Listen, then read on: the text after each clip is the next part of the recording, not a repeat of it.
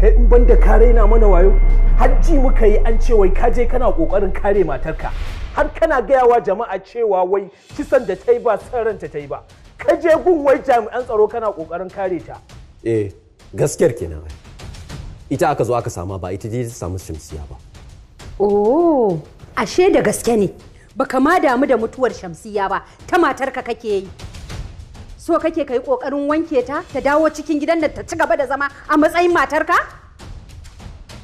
Idan zan ba kowa amsa ke kilishi bai kamata na saurare ki ba saboda duk ke ce sila. Silar me kuma? Ta yi labai. Ta haka sai ku tashi mu fita. Babu inda zan je.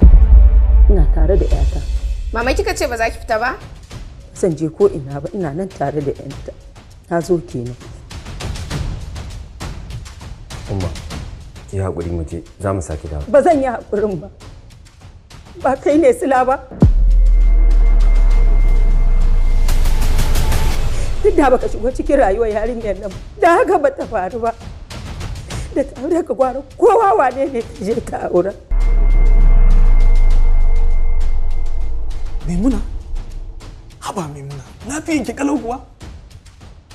Kada ranki ya ɓaci kuma hankali ya fita.